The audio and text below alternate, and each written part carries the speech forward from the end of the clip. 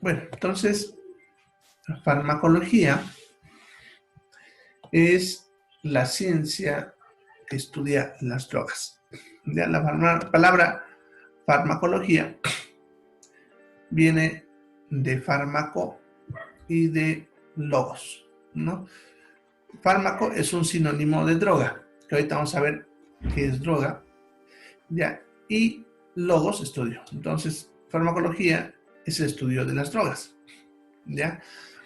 Entonces, para entender qué es la farmacología, necesitamos saber qué es una droga.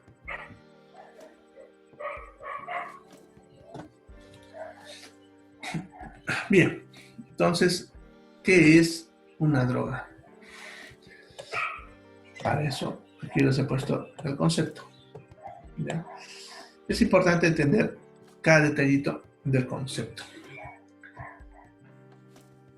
¿Qué es una droga? Primero dice, es cualquier sustancia. Y podemos empezar a hablar de esa palabra, cualquier. Ya, sucede que todas las sustancias que existen en la naturaleza pueden comportarse como drogas. Ahorita a ver por qué, ¿ya? Pero todo puede ser droga, ¿ya? Depende de algunas cosas, pero todo. Por eso le está aclarando ahí, dice cualquier sustancia, que puede ser hasta lo que ustedes crean que no actúa como droga. ¿Ya? Pero para que esa sustancia cualquiera, que puede ser cualquier cosa que existe en la naturaleza, se convierta en una droga, dice, debe producir una acción o efecto. ¿Ya? Y les aclara ahí en un ser vivo, porque, por ejemplo, si yo he hecho un ácido sobre un metal, también produce una acción o efecto, pero no es una droga porque eso es un ser vivo. Entonces, para que se considere un ser vivo, ¿ya? Debemos hablar entonces de que esa acción o efecto va a ocurrir en un ser vivo, ¿ya? Bien, entonces, para entender eso, vamos a unos ejemplos, ¿ya?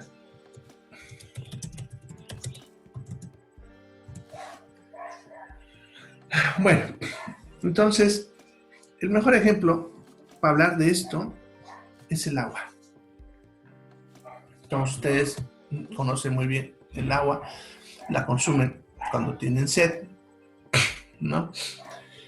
Así que saben sobre el agua, ¿ya? Ahora, sucede que si ustedes consumen el agua en cantidades normales, no pasa nada, nos sirve y nos ayuda porque nuestro cuerpo necesita el agua, ¿ya? Pero si yo consumo más de lo que mi cuerpo necesita, me voy a empezar a hacer un daño, ¿ya? Miren, para entender bien eso, hace, ¿cuándo ahora sí? Ya pues 2 años, 3 años creo, salió una noticia que dio la vuelta al mundo, incluso salió en el Face, ya, la noticia decía, mujer muere por tomar Coca-Cola.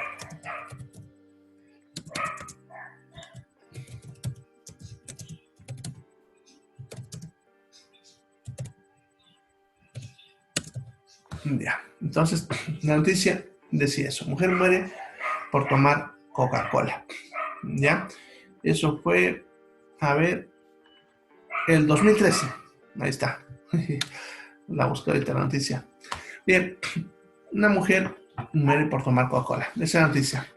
Fue una noticia que dio la vuelta al mundo, salió en el Face y todo, fue en Nueva Zelanda, ¿ya? Entonces simplemente en póngale, mujer muere por tomar Coca-Cola, ¿ya?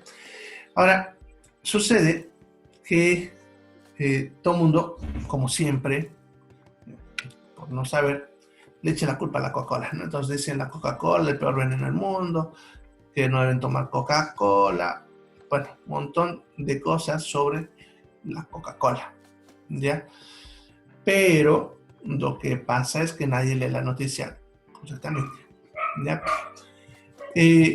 La mujer tomaba más de 10 litros de Coca-Cola al día, más de 10 litros por día.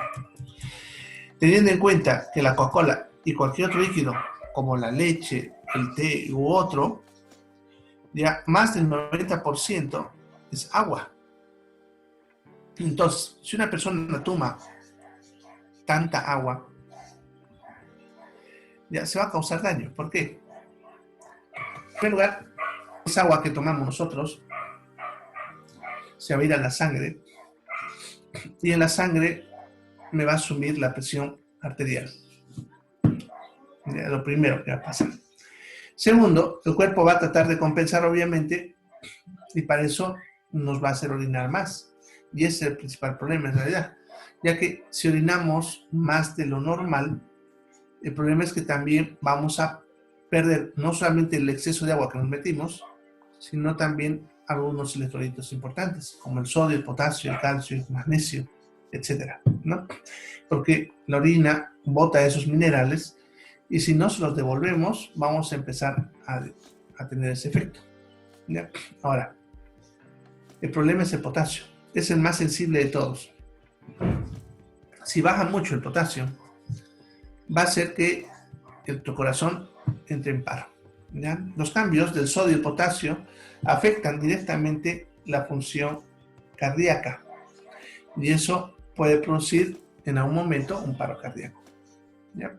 Entonces, como ven, esa mujer murió por algo que nosotros llamamos intoxicación hídrica, que no solamente pasaría por tomar Coca-Cola, sino cualquier líquido que tenga mucha agua, o puede ser incluso agua pura en grandes cantidades, ¿ya? En Europa le llaman el síndrome de la bolita, ya que en Europa, en temporadas de verano, a veces suelen tener lo que son las olas de calor, ¿ya? Las olas de calor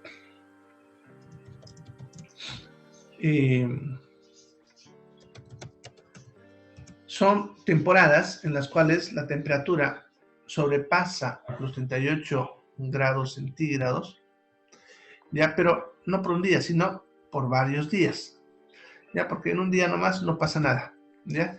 Hasta nosotros aún hacemos tener esa temperatura.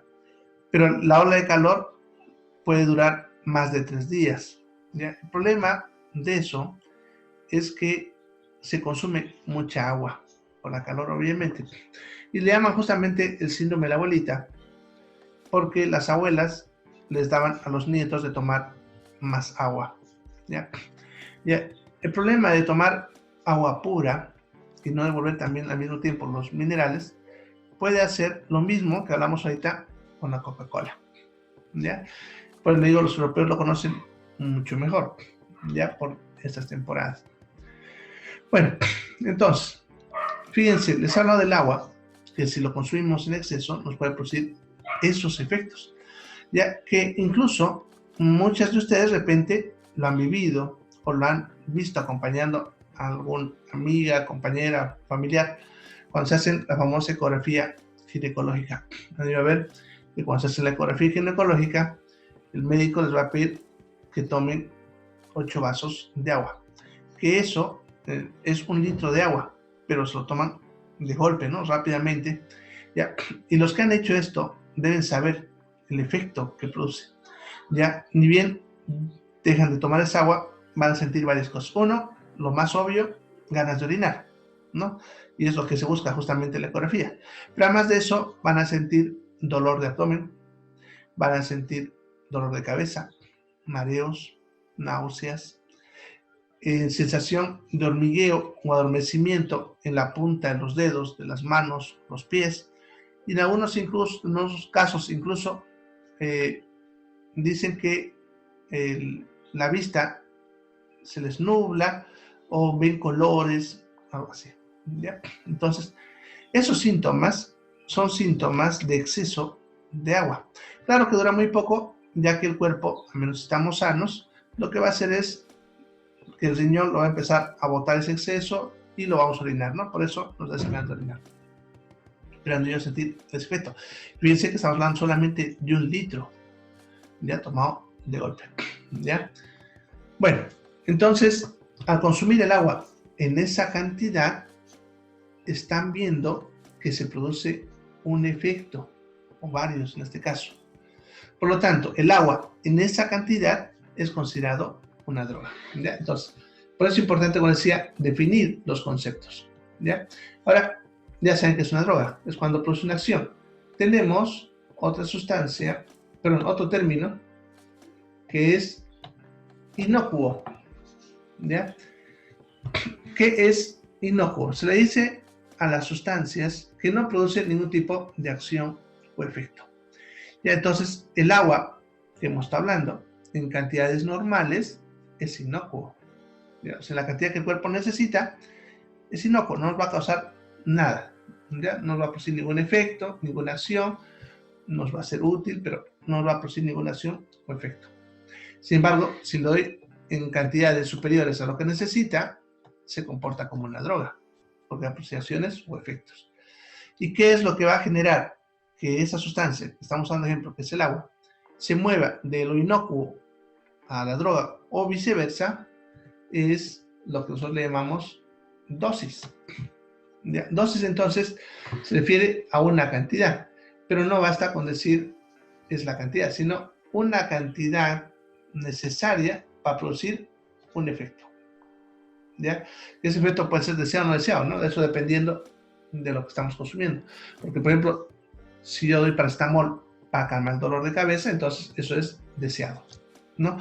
O en el caso del agua, para la ecografía, te hace sentir esos malestares, entonces no deseado, ¿no? Pero la cosa es que te va a producir un efecto, o sea, la cantidad que yo necesito para que se produzca ese efecto, le vamos a llamar dosis.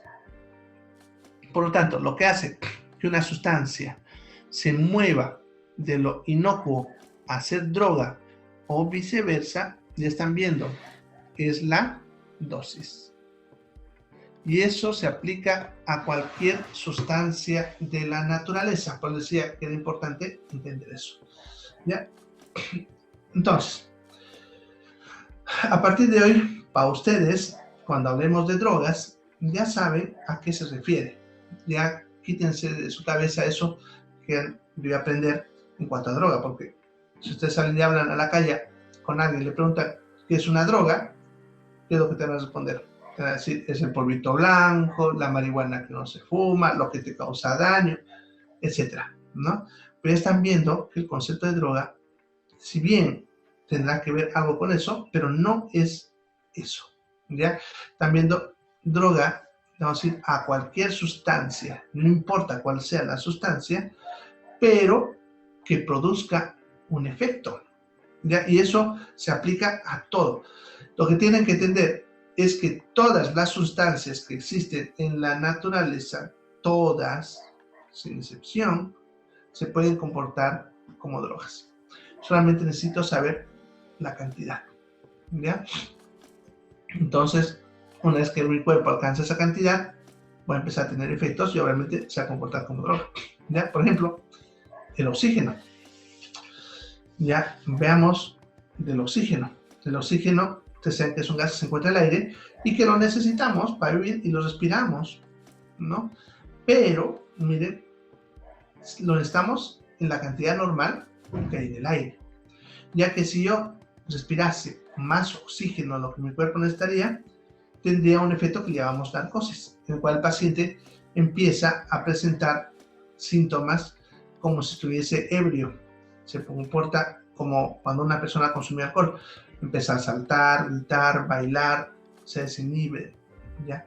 Eso pasa, por ejemplo, cuando le damos exceso de oxígeno a una persona sana, ¿ya?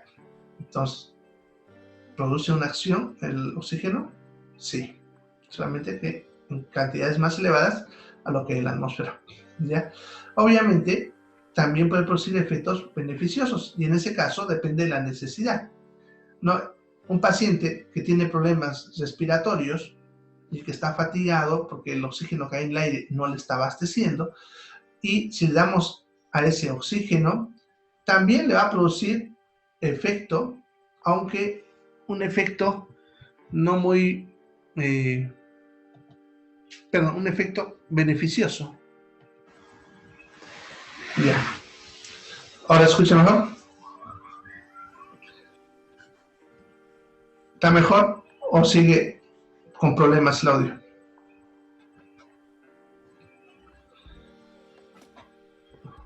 Bueno. No me están escuchando bien. A ver. No, está bien el audio, ¿Ya doctor. está bien ya? Bueno, a mí, perfecto. Ya.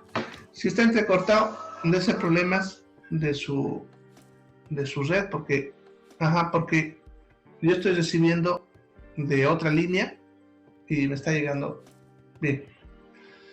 ¿Ya? Bien, de todas maneras, me avisa, ¿ya? Para que veamos qué podemos hacer, ¿ya?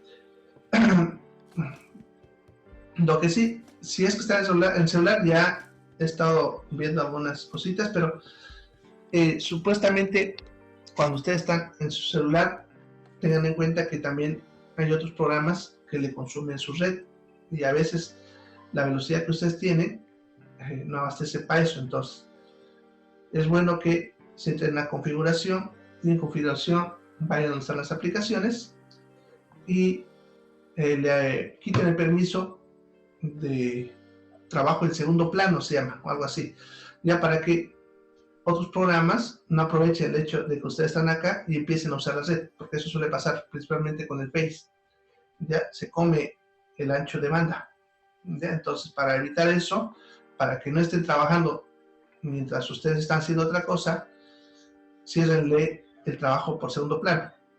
Ahí mismo, entren a su configuración y arribita donde dice, para buscar, póngale segundo plano y van a ver que da una opción y ustedes le cierran el segundo plano a todos, menos a los que usan como este de acá, el Zoom o su WhatsApp, ya para que ustedes no se les cierre la información que es más importante. ¿Ya? Bien, eso como consejo. Bueno, entonces, estamos hablando del oxígeno, ¿no? Entonces, en una persona que le está faltando oxígeno porque tiene problemas pulmonares, entonces le vamos a dar oxígeno en cantidades elevadas. Entonces, en ese caso, también va a producir un efecto, porque lo va a mejorar al paciente. Por lo tanto, también estamos hablando de el oxígeno como droga, pero con un efecto beneficioso. ¿Ya? En cambio, si estamos sanos, no necesitamos oxígeno y le metemos oxígeno, va a tener ese efecto que les mencionaba el rato, que se llama narcosis. Entonces, también es un efecto, pero es un efecto perjudicial. ¿Ya? Porque, fíjense, hasta acá, este momento, cuando hablamos de droga, les hablé de efecto, pero no estamos hablando si es beneficioso o dañino, simplemente efecto, ¿ya? Y podemos hablar de eso volviendo al agua otra vez, ¿ya? Entonces, si consumimos más agua de lo que nuestro cuerpo necesita, voy a tener efectos, están viendo, pero perjudiciales. Entonces, estamos hablando del agua como droga, pero dañino. ¿Ya? Pero si esa persona, por contrario, está deshidratada, porque ponle acá estuvo con diarrea y otras cosas, entonces darle agua a ese paciente más bien le va a producir un efecto beneficioso. Y eso nos lleva a otros conceptos, ya que entre esos conceptos tenemos dos. Vamos a movernos acá. Entonces, los otros dos conceptos son, el primero, medicamento. ¿Ya? ¿Qué es medicamento? Entonces, como ven, también es cualquier sustancia que produzca un acción o efecto, o sea, el concepto que hemos hablado de droga, pero con la diferencia de que acá el efecto es beneficioso. Entonces, a partir de ahora le vamos a decir medicamento a cualquier droga que te produzca un efecto beneficioso. ¿Ya? Eso es medicamento. Y le vamos a decir tóxico a cualquier sustancia que produzca una acción, pero en este caso, dañino, ¿no? Perjudicial o incluso, como dice, potencialmente mortal. Y entonces, cualquier sustancia que nos produzca daño le va a ser tóxico. Y, por lo tanto, cuando hablo de tóxico, también estoy hablando de droga. Entonces, cuando hablo de drogas, se dan cuenta, estamos hablando de dos tipos. Drogas que pudiesen hacer un efecto dañino, que en ese caso se llamaría tóxico, y drogas que pueden hacer un efecto beneficioso. En ese caso le diremos medicamento.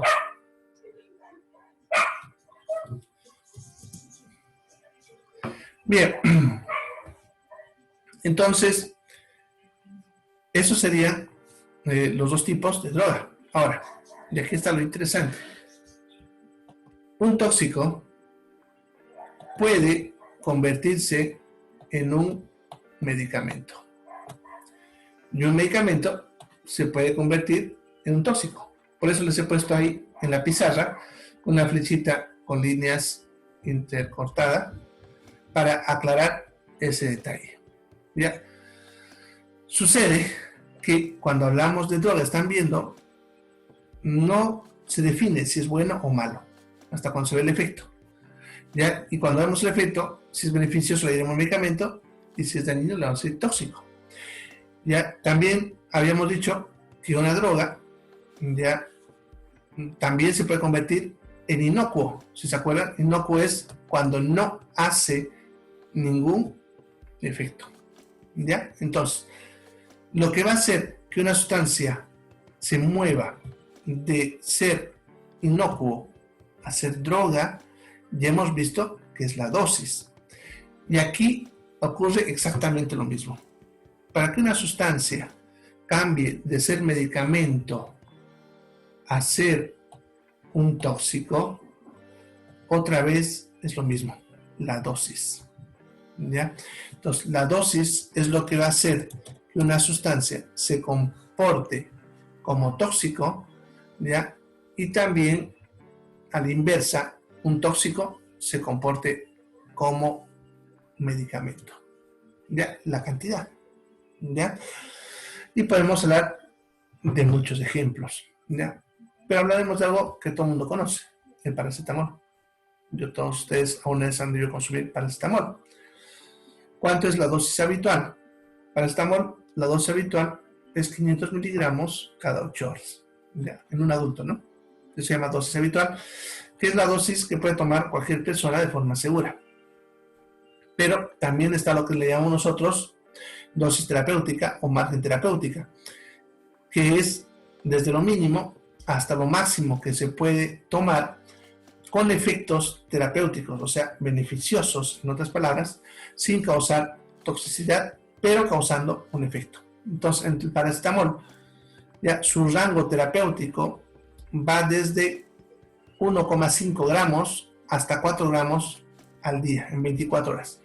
Eso significa que puede tomar desde lo mínimo, que es 500 miligramos cada 8 horas, ya que sería lo mínimo, hasta tomar 1 gramo cada 6 horas, ya que es 4 gramos en 24 horas, ¿no?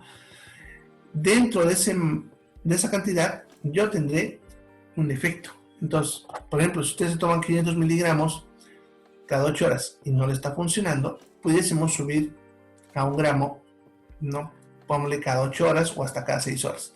Y con eso conseguiría un efecto terapéutico.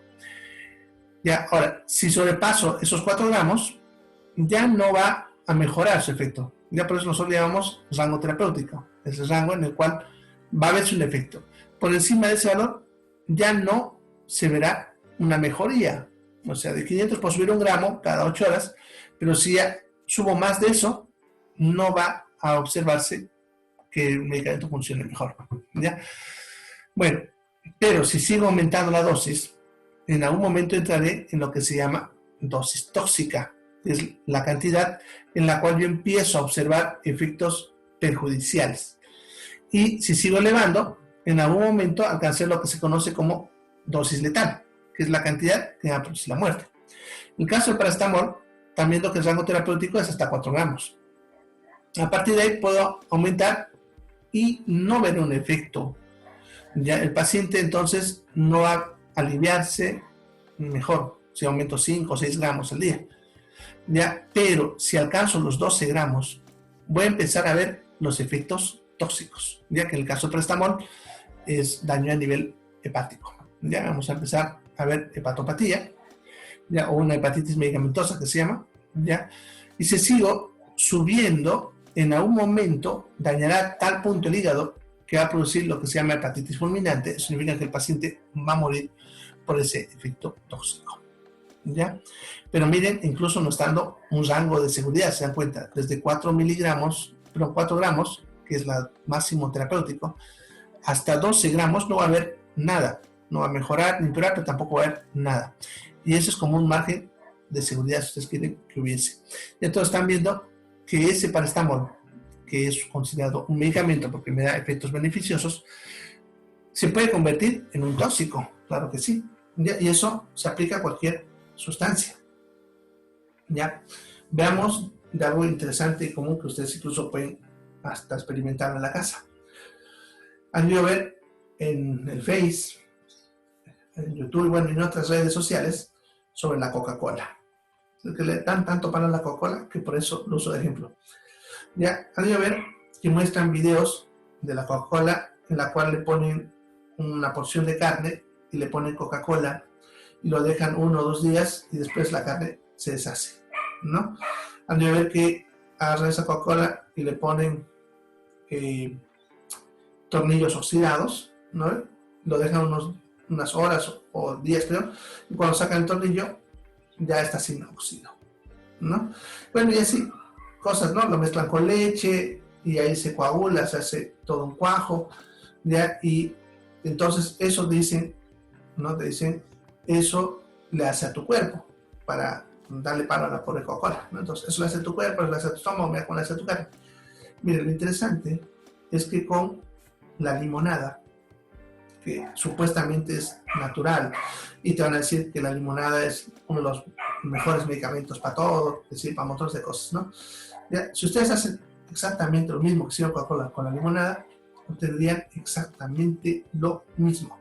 Dejen una carne remojar en limonada 1 o 2 días, a ver cómo esa carne se deshace. Por eso se usa como ablandador. Ya, si ponen un tornillo oxidado, también van a ver que después de unos días se perdió su óxido, ¿ya? Porque el efecto ese que están observando, tanto la Coca-Cola como la limonada, es su acidez, ¿no? Que es ácido. La limonada también es ácida. Ahora, si ustedes consumen exceso de Coca-Cola, además de lo que les conté del agua, también van a tener efectos de su ácido, ¿ya? Van a tener indigestión, gastritis, incluso hasta úlceras, en algunos casos. Ahora, si ustedes consumen limonada, también en grandes cantidades, van a tener exactamente lo mismo. Igual les va a dar gastritis, igual van a estar con acidez, etc. ¿Ya? Entonces, si se dan cuenta, no nos interesa mucho qué sustancia, sino que nos interesa es la cantidad. Y a partir de ahora ya saben, cuando hablamos de droga, ya alguien te dice tal cosa es dañina o tal cosa produce tal efecto, lo que ustedes deben hacer no es preguntar mucho qué sustancia es, sino lo que nos interesa es la cantidad. Si te dicen tal cosa es dañina, ustedes lo que tienen que preguntar es en qué cantidad produce ese efecto, porque en qué cantidades es beneficioso, ¿ya? Porque muchas sustancias que te pueden decir, como ahora le hacen la campaña del azúcar, por ejemplo, ya que dicen que es dañino, otro. Los que han pasado bioquímica ya saben, la glucosa es sacarosa, que está conformado por glucosa y fructosa. Eso para el cuerpo es útil, le da energía, ¿ya? Sin embargo, obviamente, como es una sustancia y en cantidades más de lo que el cuerpo necesita, nos causarán algún efecto y ese efecto puede ser dañino, como cualquier otra cosa. Entonces, ¿el azúcar es el enemigo del siglo XXI, como lo andan diciendo? Pues no. Igual que el arroz, igual que su carne y otras cosas, sino lo que causa el efecto tóxico es la cantidad, ¿ya? Y a partir de ahora, hablen de cantidades, ¿ya? Si ustedes van a decir a un momento, sobre una droga, es dañina, ¿qué es lo que necesitamos saber? La cantidad, ¿no? ¿A qué cantidad causa daño? ¿Ya? Porque es así. Ahora, así como un medicamento, que ya saben que es algo que produce un efecto beneficioso, se puede convertir en un tóxico, también, a la inversa, un tóxico se puede convertir en un medicamento. Ya hay varios ejemplos sobre eso. Ya, entonces podemos usar, por ejemplo, una droga que se llama digoxina, ya que es una droga que usamos para el tratamiento de la insuficiencia cardíaca, ¿ya? Esta plantita se llama digital, ¿ya? La planta llamada digital es de donde sacamos la digoxina, que usamos para el tratamiento de insuficiencia cardíaca, ¿ya? Pero sucede que se descubrió de tal manera, ¿ya? Es una plantita que crece como enredadera en el piso o entre las plantas. Hay variedades, hay en África, aquí en América, ¿ya? Pero por mucho tiempo, antes de conocerla como droga, como medicamento, perdón, ya los nativos de ciertas tribus la usaban como veneno. Molían su hoja haciendo una pasta y esta lo usaban para cazar o para defenderse, ¿no? Lo ponían en unas espinas, lo lanzaban en cerbatanas, ¿ya? Y cuando le daban a una persona o un animal que usaban para cazar, los nativos ya sabían que iba a caer muerto más allá, ¿no? Entonces fue conocido como un veneno, ¿ya? Sin embargo, entonces a alguien en algún momento se le ocurrió estudiar esta sustancia como droga, o sea, como lo estamos viendo ahorita, ¿no? Bajo el entendido de que tendría que hacer algún efecto y se necesitaba entender cómo ocurría su efecto, ¿ya? Sucede que esta droga, cuando ingresa al cuerpo, va a actuar sobre el corazón y va a hacer lo siguiente: va a bajar la frecuencia cardíaca, que eso era incluso lo que producía la muerte cuando ingresaba de golpe, ¿no? Ya que el corazón latía a veces tan lento que entraba en paro. Pero lo interesante es que conforme va bajando la frecuencia, va aumentándole la fuerza de contracción al corazón. Aumenta la fuerza, pero no solamente eso, sino que también le disminuye el consumo de oxígeno. Ya está lo interesante. Los pacientes con insuficiencia cardíaca, su corazón ha perdido fuerza, ¿ya? Y está débil por algún motivo, ¿ya? Y si nosotros le exigimos trabajar más con otras drogas que hagan que el corazón aumente su fuerza, ese músculo del corazón va a necesitar más oxígeno para ese efecto, ¿ya? Eso haría que ese músculo no pudiese responder, ¿ya? Lo cual, más bien, en vez de ser beneficioso, sería contraproducente. Entonces, esta droga, miren, va a hacer que el corazón lata con más fuerza, que es lo que queremos en la insuficiencia cardíaca, pero le disminuye el consumo de oxígeno, lo cual le permite a ese músculo trabajar con suficiente fuerza sin pedir más oxígeno. Y eso es lo que nos sirve en la insuficiencia cardíaca. Además, los pacientes con insuficiencia cardíaca, como su corazón no está pudiendo bombear adecuadamente, normalmente aumenta su frecuencia cardíaca. Entonces, ya como esta al mismo tiempo baja la frecuencia, entonces ayudaría con ese efecto, ¿ya? Y conociéndolo así, y a qué cantidades puede producir ese efecto, pero sin llegar a producir el paro, es entonces lo que le llamamos el rango terapéutico a esta droga. Entonces, miren, esta droga que fue conocido como un veneno, actualmente lo usamos como medicamento, ¿ya? Como medicamento para incluso una enfermedad muy específica, y es una de las pocas drogas que podemos usar en ese tipo de enfermedad, ¿ya? Otro, por ejemplo, es la toxina del botulismo, ¿ya? Que incluso lo usan con nombre comercial de Botox. No sé si escucharon hablar del Botox, ¿ya? El Botox es una toxina, ya que se va a usar, se produce por una bacteria, ¿ya?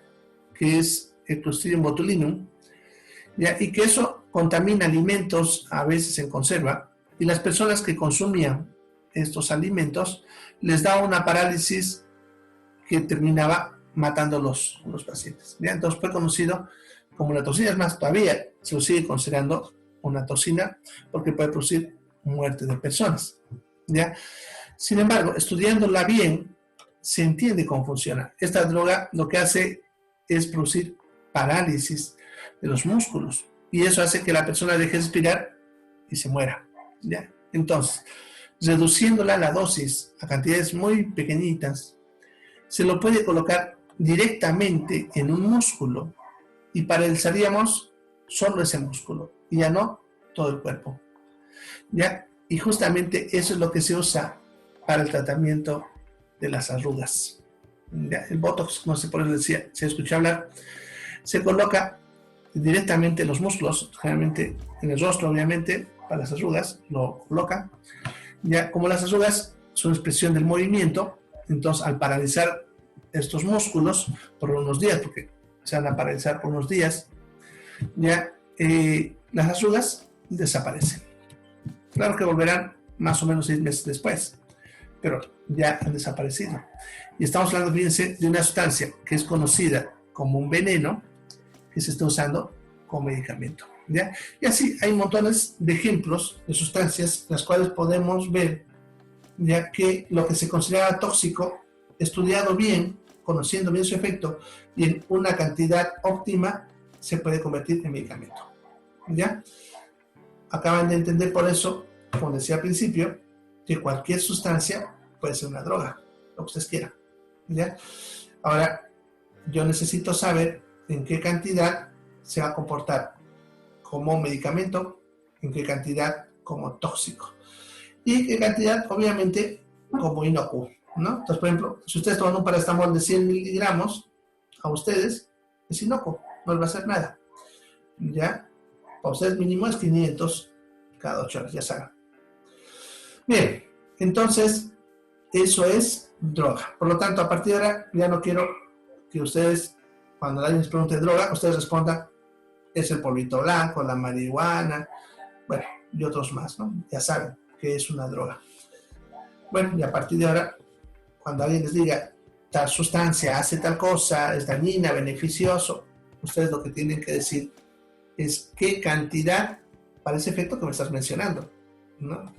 Y van a ver que hay todos estos que tratan de charlárselas a uno, se van a ir para atrás.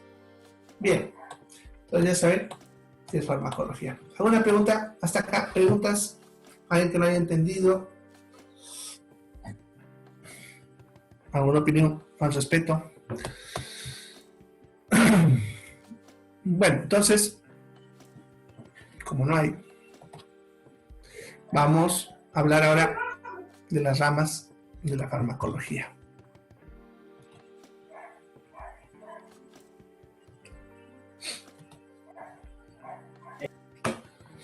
Bien, entonces, las ramas de la farmacología son las siguientes. Vamos a ir viendo una por una. Les voy explicando cada una. Ya. Como en la pizarra está al revés, ¿no? Como ven, está a la izquierda en vez de ir a la derecha. Entonces, por eso le he puesto un número para que no se confundan, ¿no? Vamos a ver primero farmaconosia y a su izquierda está su concepto, ¿no? Luego farmacodinámica y a su izquierda su concepto, ¿ya? Para ir hablando. Bien, entonces empezaremos con la primera, farmacognosia. Ya la palabra farmacognosia viene de dos palabras, fármaco, que ya saben que es droga, y ya saben que es droga, y gnosis, ¿ya? Que significa conocimiento. Por lo tanto, ya que ¿qué significa farmacognosia? El conocimiento de las drogas, ¿ya?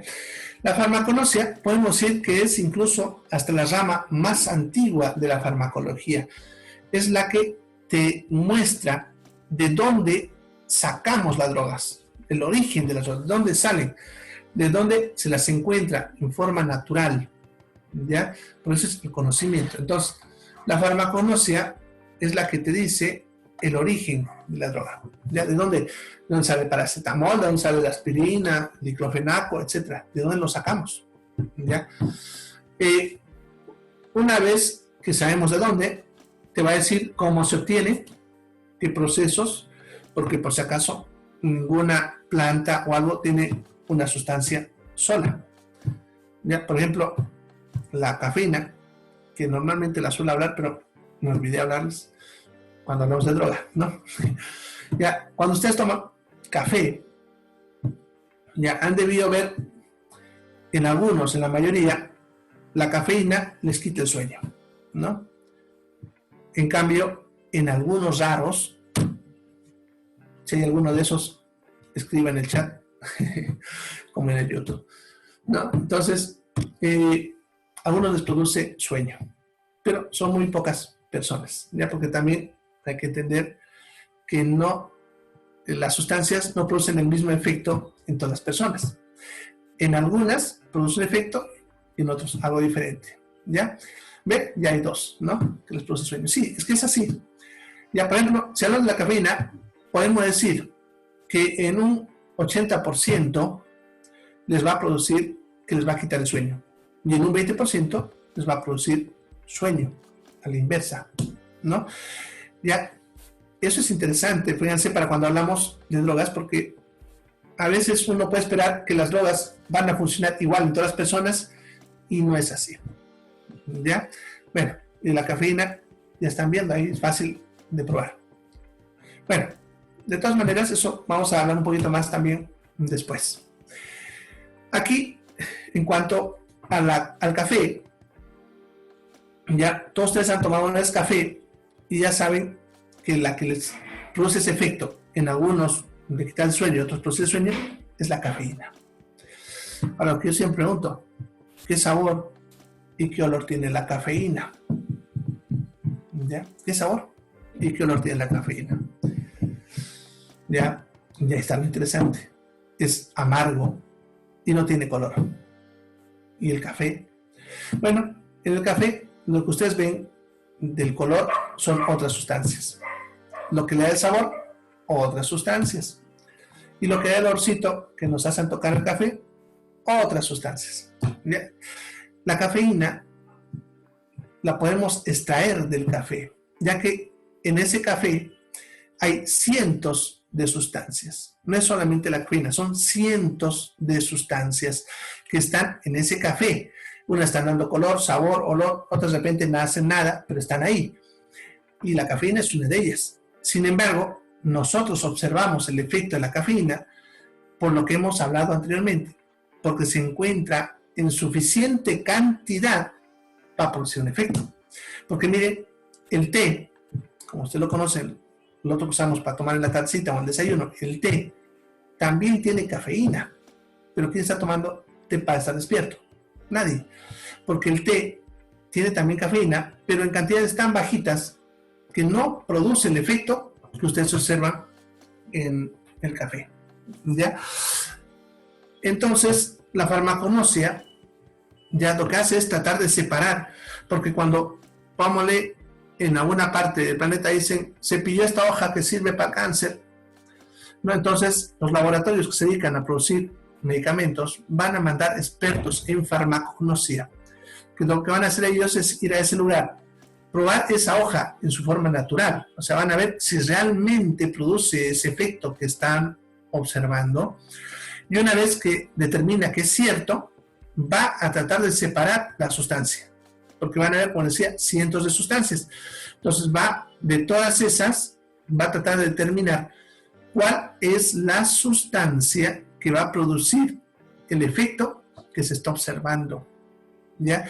Y una vez que determina cuál es la sustancia, va a enseñarnos cómo extraerla y cómo purificarla. ¿Ya? Por ejemplo, la cafeína que les mencioné hace rato, hace mucho tiempo que podemos extraerla y purificarla, y lo usamos en muchas cosas. Ya no solamente se encuentra en el café, ya la hemos extraído y se la coloca en muchos productos. Muchos de los energizantes que toman, el Red Bull y otros, que tienen cafeína y azúcar.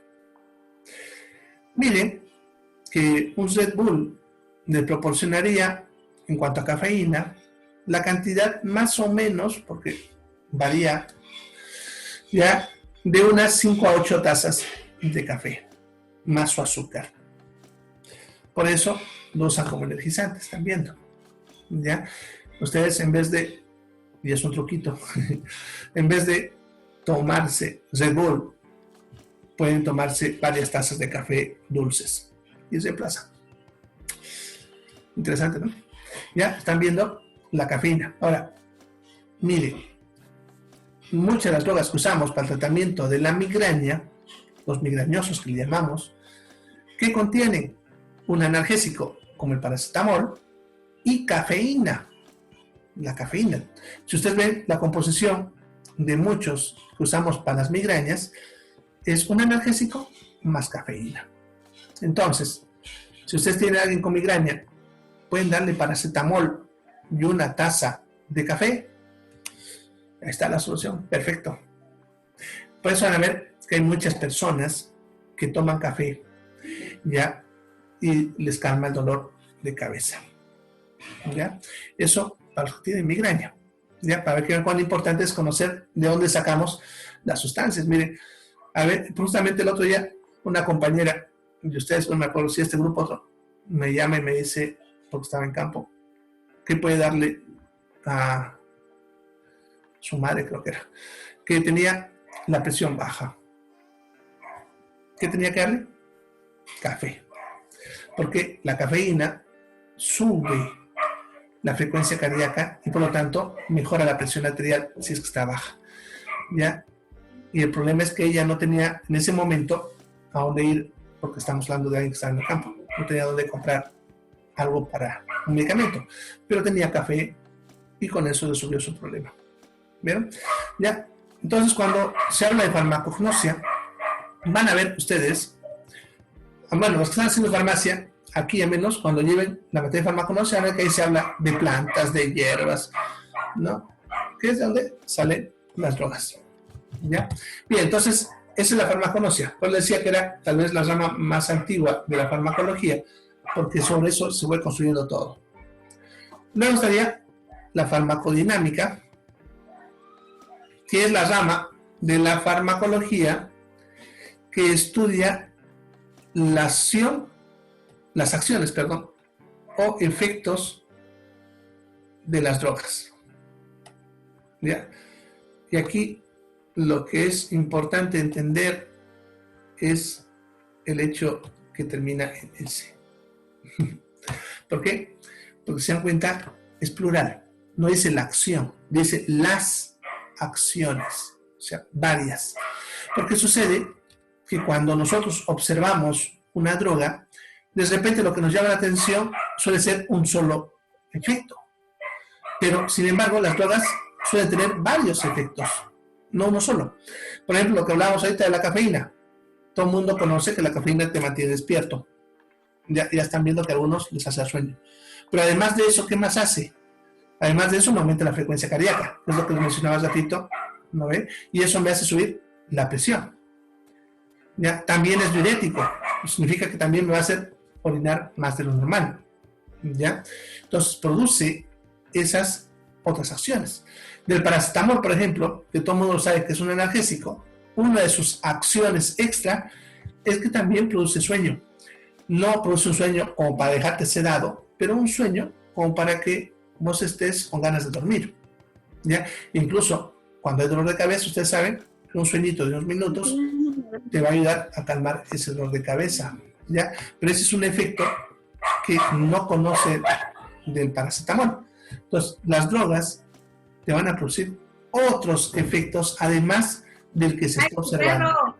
Ya, esos efectos, esos otros efectos, ya, pueden ser efectos, ya que son útiles, como pueden ser efectos que no traen ningún problema, tal vez son incómodos, o incluso pueden ser perjudiciales.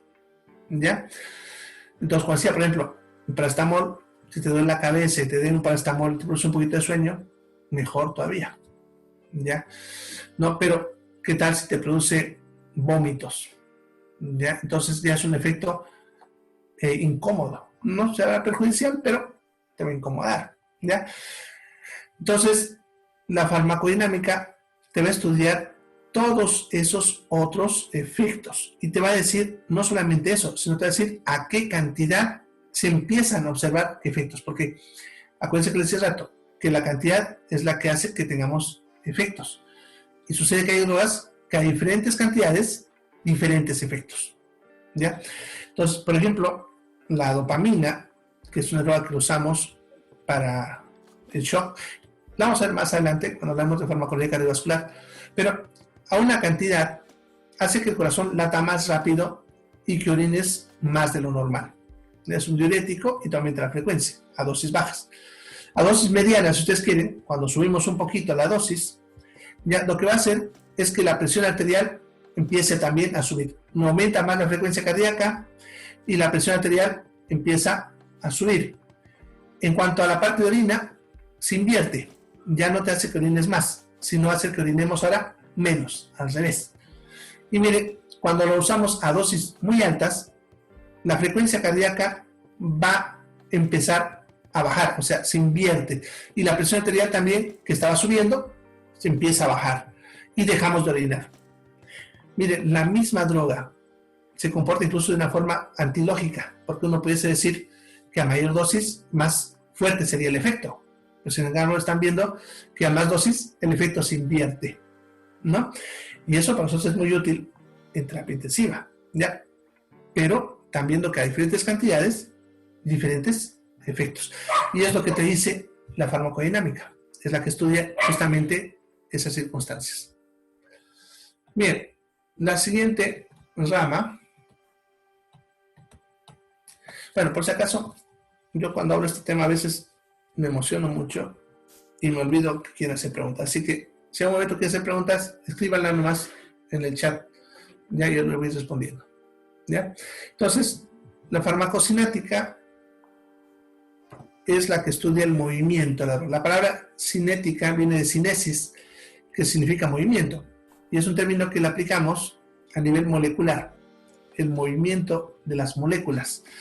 Y si hablo de fármacos, se refiere entonces al movimiento de las drogas, dentro del cuerpo, sí. Entonces, la farmacocinética estudia el movimiento de las moléculas, o sea, las drogas, dentro de nuestro organismo. Y va a abarcar 4 etapas. Primero, la absorción. Eso significa por dónde entra el cuerpo. Ya, si entra por el aparato digestivo, al respirarlo, por contacto con la piel, no entra por ninguna y vamos a tener que colocarlo directo en el músculo, en la vena, etcétera, ¿no? Por dónde entra el cuerpo. Por si acaso, las drogas no todas entran por todo lado. Hay algunas que solamente pueden entrar por el aparato digestivo, otras solamente por la piel, otras hay que respirarlas, otras no entran por ningún lado y tenemos que colocarlo directo en la vena, etcétera, ¿ya? Además de eso, te va a decir qué factores favorecen su absorción y qué factores van en contra de su absorción, ¿ya? Y además de eso, qué cantidades se absorben y qué cantidades se pierden. Ya, por ejemplo, del paracetamol, que decía hace rato, ustedes saben que tienen que tomar una tableta de 500 miligramos. Sin embargo, de esos 500 miligramos, solamente 325 miligramos van a llegar a la sangre. ¿Ya? Pero necesito que esos 325 lleguen a la sangre. O sea que vamos a tener una pérdida. Pero si yo doy menos de 500, obviamente a la sangre va a llegar menos de 325. ¿Ya? Entonces por eso necesito dar mínimo 500. La furosemida, por ejemplo, que es un diurético, que también lo vamos a ver más adelante, ya viene en tabletas de 40 miligramos y en ampollas de 20 miligramos. ¿Y por qué viene así? Ya siempre se pregunta, ¿por qué las cantidades? Ya van a entender, aquí es lo que uno entiende el por qué. Ya sucede que para que tenga un efecto la furosemida, se necesita que a sangre le lleguen 20 miligramos. Ya, 20. Por lo tanto, la ampolla viene a 20 miligramos porque si lo coloco directo en vena, voy a darle los 20 que se necesitan. En cambio, en la tableta viene 40 porque se va a perder el 50%. Significa que de esos 40 miligramos que va a tomar, 20 se van a perder y 20 se van a ir a la sangre y va a producir el efecto. ¿Ya? Entonces, eso es lo que se estudia en cuanto a la absorción.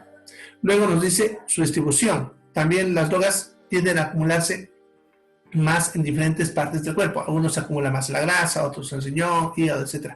Claro que esa acumulación suele ser temporal, ¿ya? Pero ocurre eso, y es lo que se llama distribución, ¿ya? Lo cual es muy útil para saber dónde la droga va a tener mejores efectos. Porque si vemos que una droga que se absorbe muy poco en el tejido que queremos que haga efecto, entonces no funcionará, ¿no? Luego estaría que nos estudia la biotransformación, ya que cuando hablamos de biotransformación se refiere a los cambios que tiene la molécula dentro de nuestro cuerpo. Antiguamente se usaba la palabra metabolismo y de repente también ustedes lo pillen en algunos textos que aquí dice metabolismo, pero ya no, porque va en contra del concepto. El metabolismo son las acciones químicas normales del cuerpo. Cuando yo le meto una sustancia, no puedo decir que eso es normal, por lo tanto no puedo decir metabolismo. Por eso ahora le llamamos biotransformación, que es los cambios que tiene la droga químicamente dentro de nuestro cuerpo. Ya una droga puede entrar y de repente, tal como entra, sale, no cambia nada. Otras puede que se partan en varias moléculas, una salga por un lado, otra salga por otro lado, ¿no? Y de esa manera se active, ¿ya? Pero se inactive, ¿ya? Entonces, es lo que nos va a decir esta parte también. ¿Qué pasa con la molécula químicamente? Y por último, nos dice su excreción. Eso significa por dónde sale, ¿ya? Por dónde sale la droga del cuerpo. Hay drogas que salen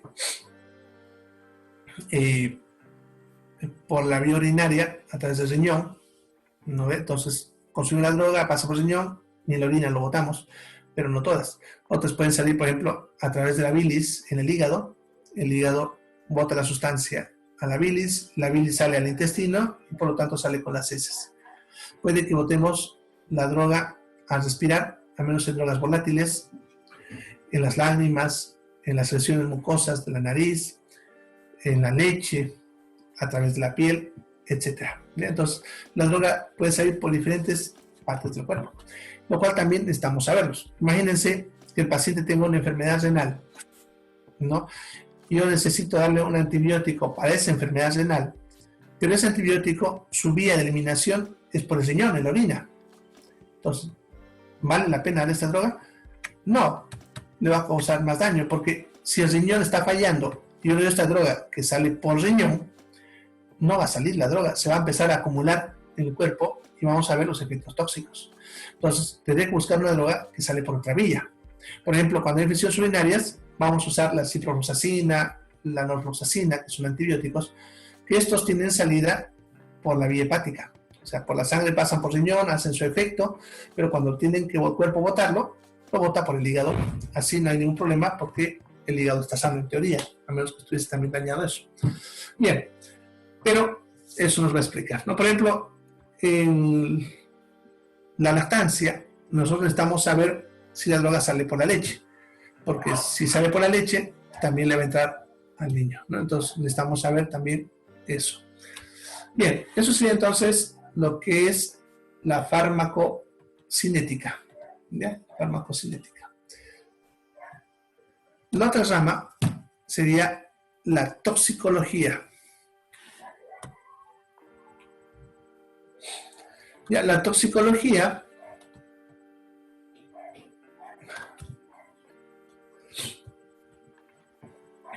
la toxicología es la que estudiaría los efectos dañinos.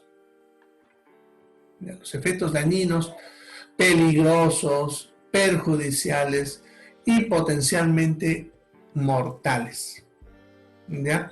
O sea, la que estudia cómo nos causa daño una sustancia, no, en qué cantidades, acuérdense que habíamos dicho que todo dependía de la cantidad, entonces también en qué cantidades se va a convertir en peligroso, ¿ya? Y además de eso, nos va a estudiar los síntomas de la intoxicación. Entonces, en otras palabras, nos enseña cómo reconocer que el paciente está intoxicado, cómo reconocer que nos pasamos de la dosis, ¿ya? Y además de eso, nos va a decir cómo tratar la intoxicación. Ya nos dice cómo vamos a tratar la intoxicación. ¿Ya? En algunos, obviamente, se trata con antídopos, otros métodos. ¿Ya? Y la toxicología, por lo tanto, es una ciencia grandísima. ¿Ya? A tal punto que incluso hay que estudiar bastante para ser toxicólogo. No es solamente un poquito de estudio. ¿Ya? Y abarca muchas áreas. Por ejemplo, si una persona es mordida por una víbora, ¿quién va a atender a ese paciente? Un toxicólogo. Porque el efecto de esa víbora es el efecto del veneno, ¿no? De que ha entrado, que estamos hablando ya de los efectos tóxicos y todo, estamos en el campo de la toxicología. Bien, eso sería entonces lo que es la toxicología.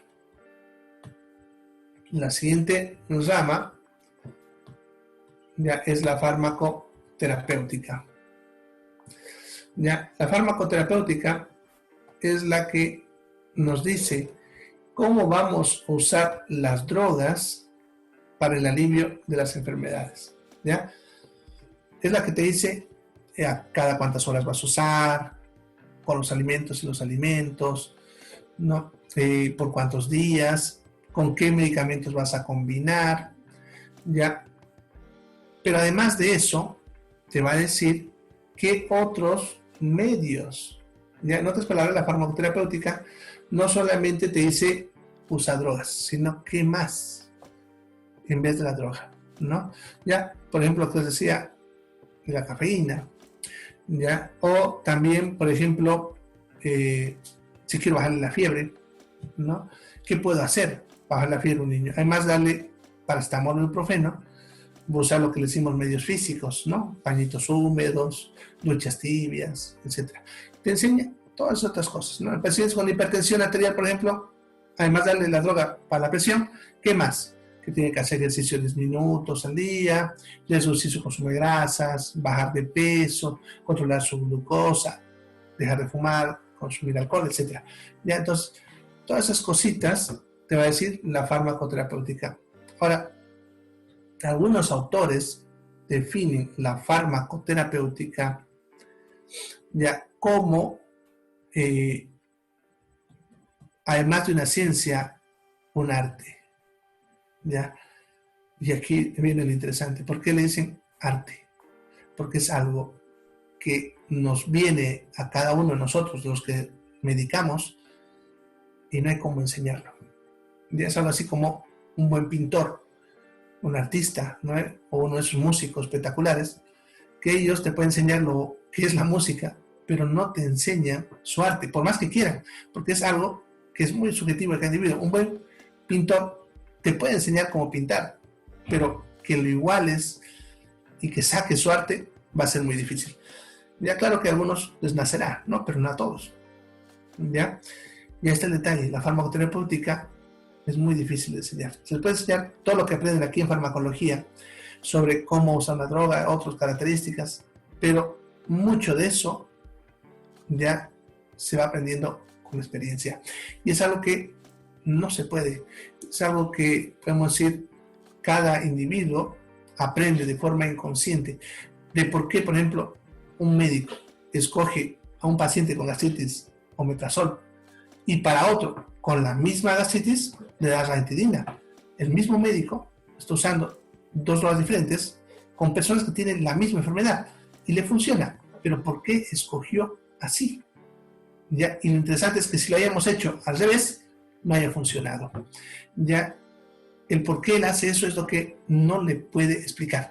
Algunos creen que tiene que ver con una capacidad que tenemos los seres humanos de poder ver de forma inconsciente ciertos rasgos que tenemos y, por lo tanto, en base a experiencia, discriminar con quienes les va mejor uno y con otros otro.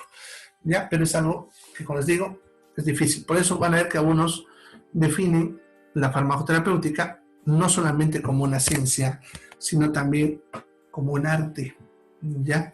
Y es muy difícil, la verdad, de aprender. Cuesta varios años, ¿ya? Bien, entonces eso sería la farmacoterapéutica.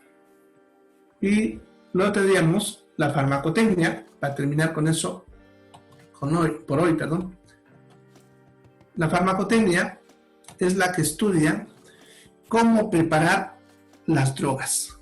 ¿Ya? Es la que te dice cómo se prepara esa droga para que pueda ser usada en humanos. Porque no es tan solo tener todo el conocimiento que tenemos, que hemos visto ahí en la pizarra más arriba, sino se tiene que saber cómo prepararla, cómo distribuirla, cómo conservarla, etcétera. Ya, por ejemplo, miren, el paracetamol, si alguna vez les ha tocado la desgracia que se les rompió una tableta en la boca, deben saber que el paracetamol es recontra amargo, ¿ya? Dárselo a un niño es bastante difícil porque el niño obviamente lo va a asquear. Entonces, las gotitas, por ejemplo, cuando yo veo que sea paracetamol para los niños, siempre viene sabor frutilla. ¿Ya? ¿Por qué? Porque es el único sabor que camufla ese amargo del paracetamol. Si hubiese otro sabor, no funcionaría. ¿Ya? Y eso que aún así, fíjense, no le quita el 100% de su amargo, sigue siendo, pero lo vuelve más tolerable. ¿Ya? Hay una droga que es la N-acetilcisteína que huele a perro muerto. ¿Ya? Y esta droga se la usa en nebulización, entonces tengo que respirarla. Entonces imagínense que les ponga algo que huele a perro muerto en la nariz. ¿Aguantarían eso? No, ¿no ves? Terminarían de repente vomitando. Pero ¿qué hacemos entonces? ¿Qué hace la farmacia? Lo que ellos hacen es meterle otra sustancia que tiene otro olor y que este olor camufla al primero, de tal manera que cuando nosotros lo respiramos no sentimos ese olor a perro muerto. Claro que algunos con nariz fina, como decimos, detectan ese olorcito, pero lo sienten como si fuese un perro muerto lejos. Entonces, incluso a mí me ha tocado que tal vez te dicen, parece que hay un animal muerto por aquí cerca, ¿ya? Y yo dentro de mí digo, es lo que estás respirando. Pero nos lo vamos a decir, obviamente, porque ya saben que de repente ya no quiera, ¿ya? Entonces, busca eso, cómo lo podemos usar, cómo conservarlo, y ahí viene incluso el tema del envasado, el color del envase, porque no son caprichos esos colores que se usa para el envasado verde, blanco o marrón, tienen sus porqués, el porqué con plástico, el porqué con vidrio, el porqué metalizado, ¿ya? Los conservantes, los colores, las formas, o sea, todo eso no es capricho, todo eso se estudia para favorecer el consumo y hacer que la droga sea más eficiente, ¿ya? Entonces, eso es la farmacotecnia. Bien, y ahí vamos a quedar por hoy.